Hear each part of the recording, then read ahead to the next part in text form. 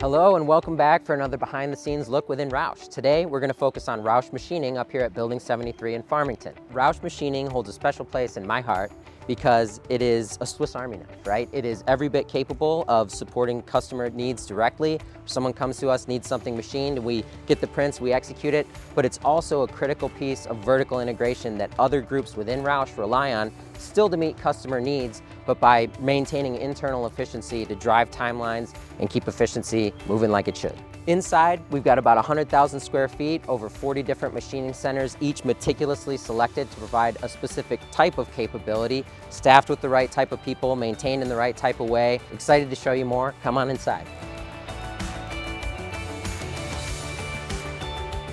So in terms of types of equipment, the machining centers that you'll see more of than anything else would broadly be described as CNC machining, but a lot of variety in those in terms of the number of axes and then the size or the volume, the format that we can accommodate. So, on the smaller side of the spectrum with fewer spindles and complexity, this is a 4-axis machine, right? A Makino cell that's handling control arms. In this case, we're doing series volume production for a major Japanese OEM. We're honored to have just received a Gold Supplier Award actually in the last few months. This is something that started off at a prototype level for just a few parts, matured, we put the quality processes in place, and we're actually taking the output from this cell where we're machining the bushing mounts and the ball joint aspects of the cast aluminum part, and then we're pairing that with another area within Roush that's doing assembly of those parts. We're shipping those in sort of a just-in-time fashion to the OEM.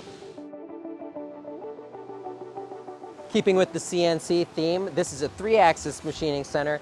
This one though has a pretty unique application going on in it. So what you see on the pallet here, these are heads from a Rolls-Royce Merlin engine out of a P-51 Mustang, right? So an amazing sort of classic aircraft. Jack has a penchant for those. We're one of the only companies in the world that is a certified rebuilder of those. And in this machining center, we're going through and we're prepping these heads for a complete engine overhaul that's happening in another area at Roush.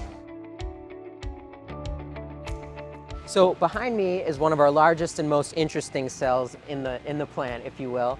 This is set up with 4 different cells sort of within a cell connected by a gantry system that allows things to be shuttled throughout the process. And each of those different cells, a 3-axis Makino CNC center, is going to have a magazine with a capacity for over 200 different tooling heads. And what this is really set up to do is to get that continuous production flow, right? So things that we're doing often in here would be engine blocks, heads, manifolds, carriers, pump housings, brackets, castings, forgings of aluminum or steel. They're going to be going into here. You can see there's fixtures in the background. Those are going to get loaded in with parts, and they're going to be, in an automated sense, moved from one cell to the next with tooling change happening continuously, where this can be running, keeping the utilization high and getting that high volume production capability at a low to medium volume. So really interesting, something that we like to keep chips flying on, and something that we're excited to show to customers.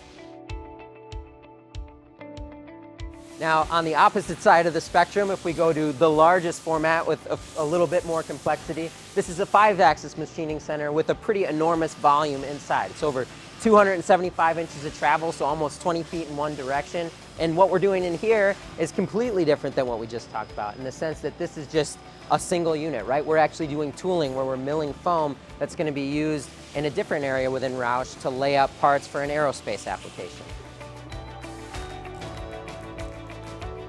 Inside of our machine shop, we have an area that's solely dedicated to tooling. And by tooling, I mean the hard tools used to support manufacturing operations like injection molding, blow molding, thermoforming, right? So these are huge, heavy tools that need to be shuttled around. We use our 60,000-pound bridge crane here. The majority of what we do in this area, what we really excel, is in tooling repair, in tooling finishing, in tooling rework, modification, taking existing tools that are quite enormous and heavy, and take those and get them to whatever state they need to be to go back into the field and make parts for other people.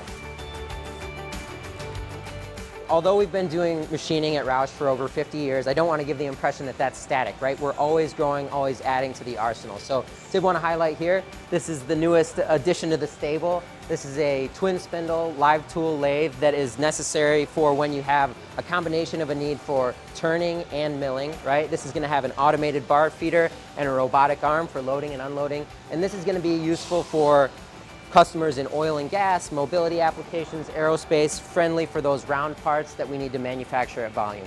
Excited to see this one come online here soon. So at a high level, in this building, we're all about taking a big chunk of material and sending it out the door as a smaller chunk of material. But the details are in that magical journey from A to B, right? Whether it's directly to support your production needs or as an enabler for other departments, Roush Machining is all about that flexibility and creativity, and we look forward to supporting your needs soon.